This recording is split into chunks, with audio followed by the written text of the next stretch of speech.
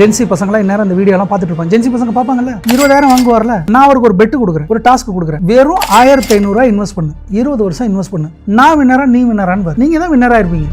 என்னோட வாழ்நாளில் I want to say 5,000 crores. எனக்கு கடன் இருக்கு, நான் எப்படி முன்னேறுவேனே எனக்கு தெரியல, நான் என்ன பண்றதுன்னு தெரியல, இந்த மாசம் இஎம்ஐ கட்டணுவேன். கோடிங்கிற வார்த்தை நீ எப்போ யூஸ் பண்ண போற? ஆயிரங்கள்ல தான் சம்பளம். சரி, இதை எப்படி அவர் ரீச் பண்ணியிருப்பாரு?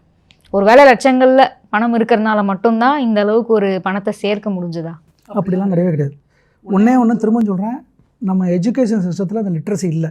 அட்லீஸ்ட் இப்போயாவது நம்மலாம் பேசுகிறோம். ஜென்சி பசங்களாம் இந்நேரம் இந்த வீடியோலாம் பார்த்துட்டு இருப்பாங்க. ஜென்சி பசங்க பார்ப்பாங்கல்ல, கண்டிப்பாக 20,000 வாங்குவார்ல, நான் அவருக்கு ஒரு பெட்டு கொடுக்குறேன், ஒரு டாஸ்க் கொடுக்குறேன், வெறும் 1500 இன்வெஸ்ட் பண்ணு, 20 வருஷம் இன்வெஸ்ட் பண்ணு, நான் வின்னரா நீ வின்னரான்னு பாரு. நீங்கள் தான் வின்னராக இருப்பீங்க.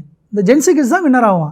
ஏன்னா சிறுக சிறுக யார் லாங் ரன்வே கொடுக்குறாங்களோ அதுதான் கம்பெனி. அதை தான் நான் சொல்கிறேன்னா, நமக்கு யாரும் சொல்லலைங்கிறேன். மதுரை வீரன் ஏன் வின்னான்னா, லாஸ்ட் மினிட்ல போய் நான் எல்லாத்தையும் டம்ப் பண்ணிட்டேன். லாஸ்ட் மினிட்ல போயிட்டு ஐயோ எனக்கு ரன்வே கம்மியாக இருக்கேன், நான் ஃப்ளைட்டை டேக் ஆஃப் பண்ணுமே, எனக்கு நேரம் இல்லையே அப்படிங்கிறதுனால நான் 90% சேலரியை பண்ணேன். எனக்கு யாராவது சொல்லியிருந்தா, நான் 10 ரூபா வாங்கின சேலரியிலேருந்து நான் சொல்லியிருந்தா, நான் பொறுமையாக, நான் தான் சொன்னேன், 2007 ஒரு நல்ல தங்கமான மனுஷன் என்கிட்ட டிமார்ட் அக்கௌண்ட் ஓப்பன் பண்ணுறியான்னு கேட்டான். அவனை நான் அடித்து விரட்டியிருக்கேன்.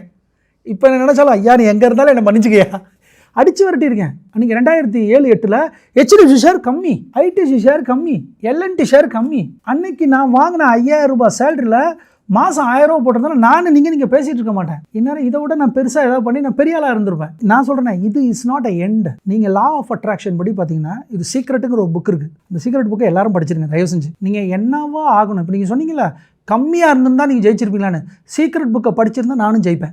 சீக்ரெட்டுங்கிற புக்கை படிங்க, மணி சைக்காலஜியை படிங்க, லா ஆஃப் அட்ராக்ஷன் படிங்க, ஜோசப் மார்ஃபி சொன்ன அந்த புக்கை படிங்க. இதெல்லாம் படிச்சுட்டு நீ என்னவா ஆகணும்னு நினைக்கணும். என்னவா ஆகணும்? லா ஆஃப் அட்ராக்ஷனில் என்ன சொல்கிறாங்கன்னா, ஃபஸ்ட்டு நீ என்னவா ஆகணும்னு நினைங்கிறாங்க. நினச்சா தானே கிடைக்கும். நாளைக்கு சைக்கிள் வேணும்னு என் பொண்ணு மனசுக்குள்ளே நினச்சிட்டு இருந்தால் சைக்கிள் நான் எப்படி வாங்கிடுவேன்? முதல்ல அதை நினைக்கணும், நினச்சிட்டு என்கிட்ட சொல்லணும், சொன்னால் தான் நடக்கும். இல்லை சொல்லலைனாலும் அது டிராயிங்காவது வரையணும், நான் அதை பார்த்துட்டு என் பொண்ணு சைக்கிளை வரைஞ்சிட்டு அப்போ பிடிச்சிருக்கு போல இருக்குன்னு. So how to think.